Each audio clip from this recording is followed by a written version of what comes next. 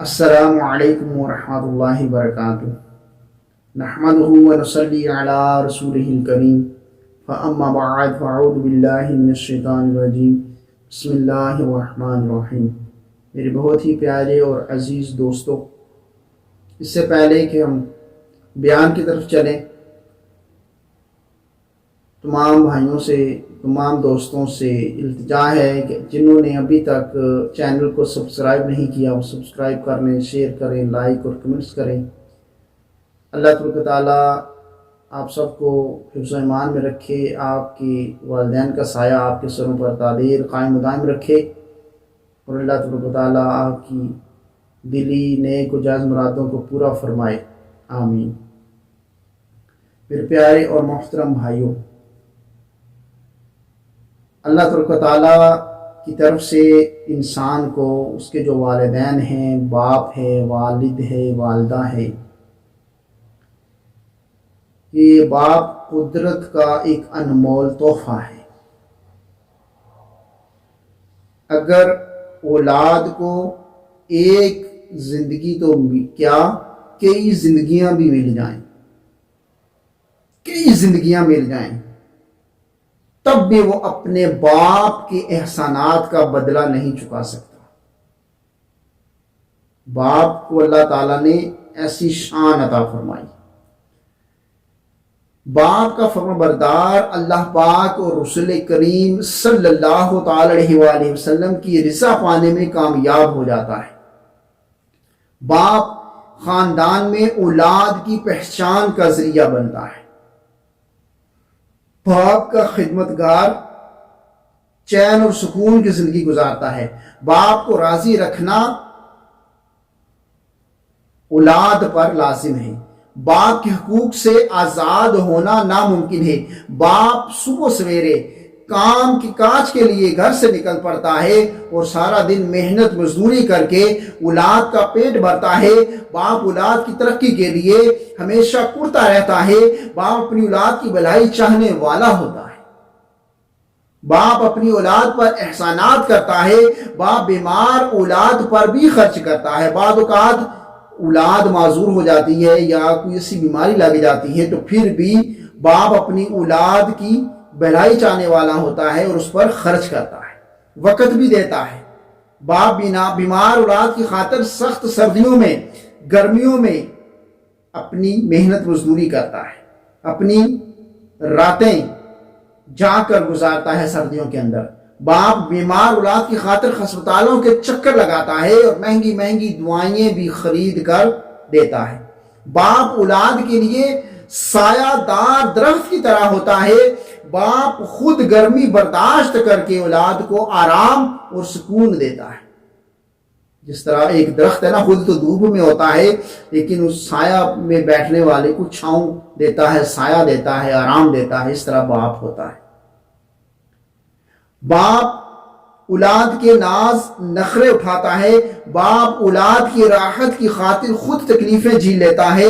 باپ قرض لے کر بھی اولاد کی خواہشات کو پورا کرتا ہے۔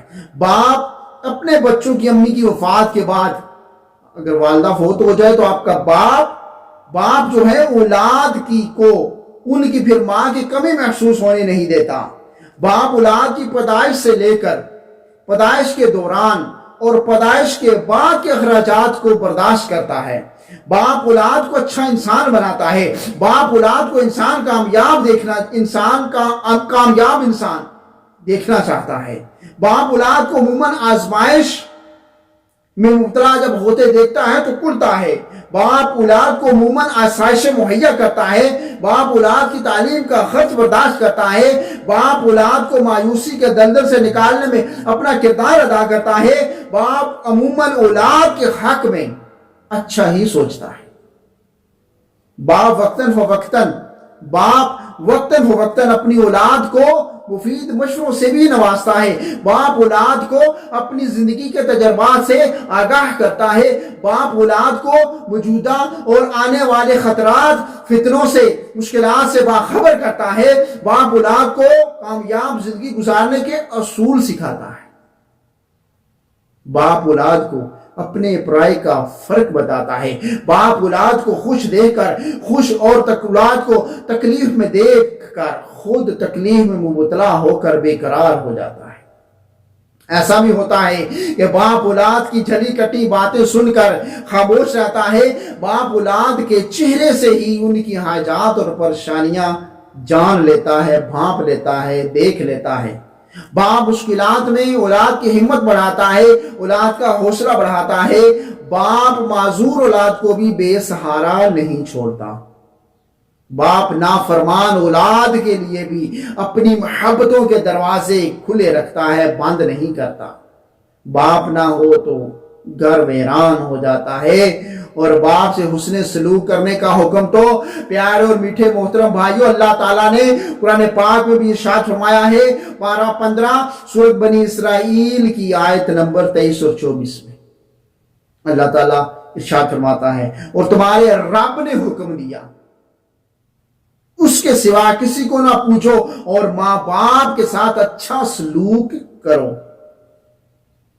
اگر تیرے سامنے ان میں ایک یا دونوں بڑھاپے کو پہنچ جائیں، ماں یا باپ یا دونوں ہیں بڑھاپے کو پہنچ جائیں، تو ان سے ہوں یعنی اف تک نہ کہنا اور انہیں نہ جھڑکنا اور ان سے تعظیم کی بات کہنا، اور ان کے لیے عاجزی کا بازو بچھا، نرم دلی سے اور عرض کر کہ اے میرے رب عز و جل تو ان دونوں پر رحم کر جیسا کہ ان دونوں نے مجھے چھوٹی عمر میں پالا۔ میرے پیارے اور محترم عزیز دوستو، حضرت علامہ مولانا سید مفتی محمد نعیم الدین مراد آبادی رحمت اللہ تعالی علیہ اس آیت مبارکہ میں جس کا ترجمہ ابھی ہم نے سنا، اس کے تحت فرماتے ہیں کہ جب والدین یعنی ماں باپ پر ضعف یعنی کمزوری کا غلبہ ہو، اعضاء میں قوت نہ رہے، اور جیسا تو بچپن میں ان کے پاس بے طاقت تھا، بچپن میں تیرے اعضاء میں طاقت نہ تھی، ایسے ہی وہ آخری عمر میں تیرے پاس ناتواں یعنی کمزور رہ جائیں، تو کوئی ایسی بات زبان سے نہ نکالنا، ایسی بات منہ سے نہ نکالنا جس سے یہ سمجھا جائے کہ ان کی طرف سے طبیعت پر کچھ گرانی یعنی بوجھ ہے۔ نہ انہیں جھڑکنا، نہ تیز آواز سے یعنی سخت آواز سے اونچی آواز سے بات کرنا، بلکہ کمال حسن ادب یعنی نہایت اچھے ادب کے ساتھ ماں باپ سے اس طرح کلام کر جیسے ایک غلام اور خادم جو ہے اپنے آقا سے بات کرتا ہے، کلام کرتا ہے، تو اس طرح اپنے والدین سے، ماں سے، باپ سے بات کیا کر، ان سے نرمی اور تواضع سے پیش آ، نرمی کے ساتھ ان سے بات کر، ان کے ساتھ تھکے وقت میں شفقت اور محبت کا برتاؤ کر کہ انہوں نے تیری مجبوری کے وقت تجھے محبت سے پرورش کیا تھا، جو چیز انہیں درکار ہو ان پر خرچ کر، ان کے لیے دعا کر، ان کے لیے بہترین سلوک کر ان کے لیے۔ میرے پیارے اور محترم اسلام بھائیو، والدین کے احسان کا حق ادا نہیں ہو سکتا کسی بھی طریقے سے بندہ کوشش کرے تو۔ اس بندے کو چاہیے یعنی انسان کو چاہیے کہ ان پر اپنی فضل و رحمت کی دعا کرے، ان پر فضل و رحمت کی دعا کرتا رہے اللہ تعالیٰ کی پاک و مقدس بارگاہ کہ یا رب میری خدمت کے احسان کی جزا جو انہوں نے کیا، یا رب میری خدمتیں جو ان کے احسان کا بدلہ نہیں ہو سکتی، تو ان پر اپنا کرم کر اور احسان فرما۔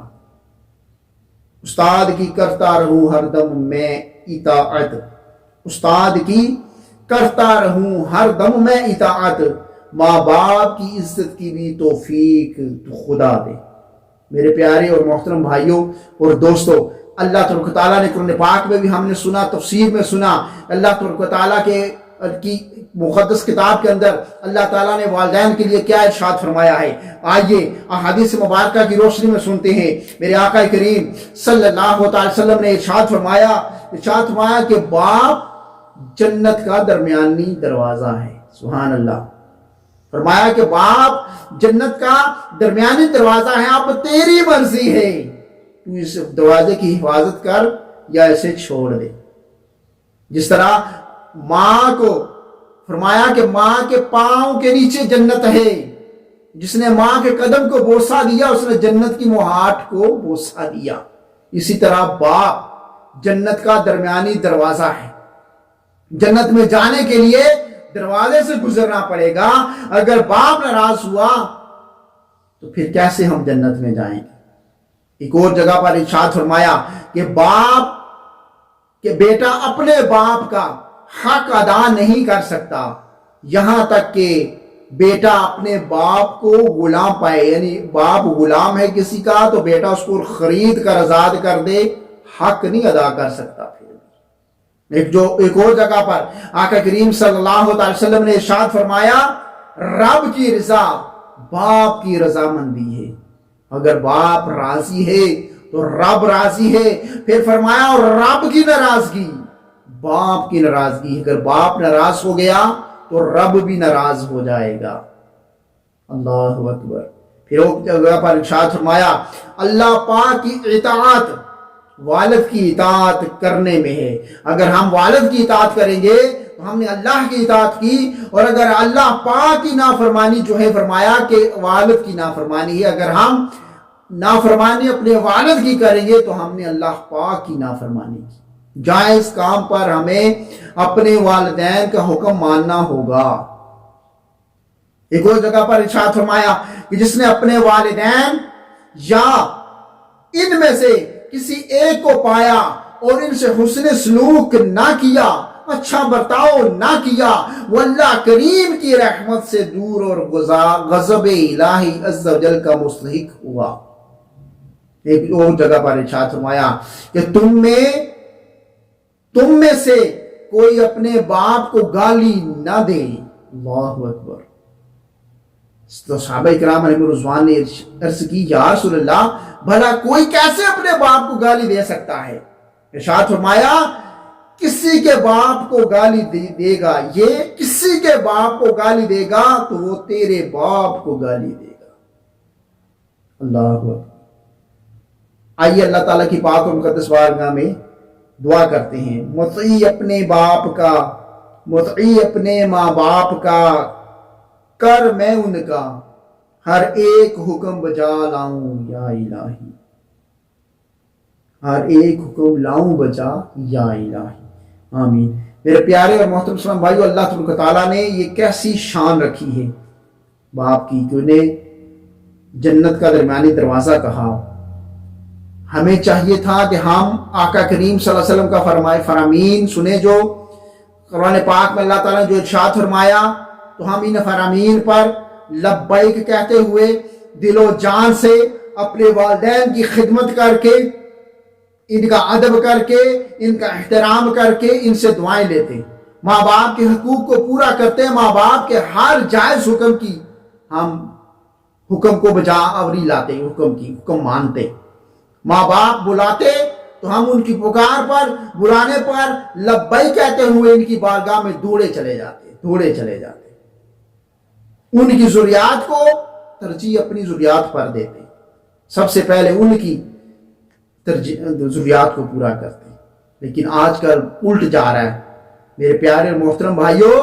कोई एक वक्त था कि वालिदैन अपनी औलाद से, औलाद जो है अपने वालिदैन से, औलाद अपने वालिदैन से डरती थी।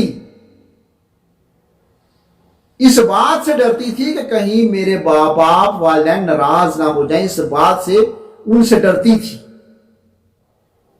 और आज वक्त ऐसा है कि औलाद की बजाय वालिदैन डर रहे हैं इस बात से कि कहीं हमारी औलाद नाराज ना हो जाए।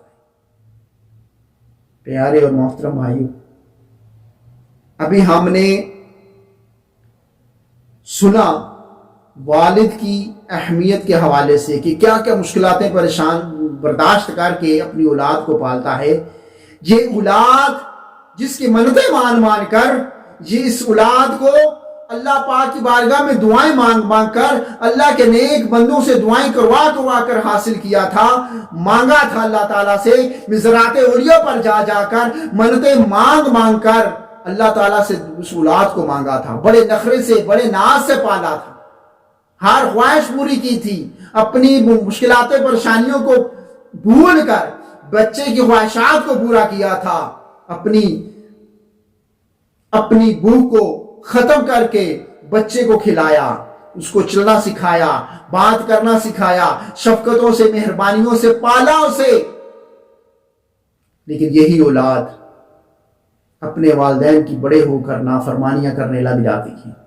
ایک باپ کے بارے میں آتا ہے کہ ایک باپ 5، 10 یا 12 جتنے بھی اللہ تعالیٰ کے کرم سے اسے بچے عطا ہوئے ہیں وہ پالتا ہے، لیکن ایک وقت آتا ہے کہ وہ 5، 10 یا 12 یا جتنے بھی اللہ تعالیٰ کی توفیق سے عطا ہوئے وہ بچے مل کر بھی ایک باپ کو، ایک ماں کو نہیں پال سکتے۔ خدا را اپنے والدین کی عزت کریں، احترام کریں، رب کو ناراض نہ کریں۔ آقا کریم صلی اللہ علیہ وسلم ارشاد فرماتے ہیں کہ جیسا کرو گے ویسا بھرو گے۔ آج ہم اگر اپنے والدین پر ظلم و ستم کر رہے ہیں، ان کی نافرمانیاں کر رہے ہیں، ان کے دل دکھا رہے ہیں، کل قیامت والے دن بھی پکڑ ہوگی، اور جب ہماری اولاد بڑی ہوگی تو یہ بھی ہمیں ایسا ہی کرے گی ہمارے ساتھ۔ جیسا کرو گے ویسا بھرو گے، جیسی کرنی ویسی بھرنی۔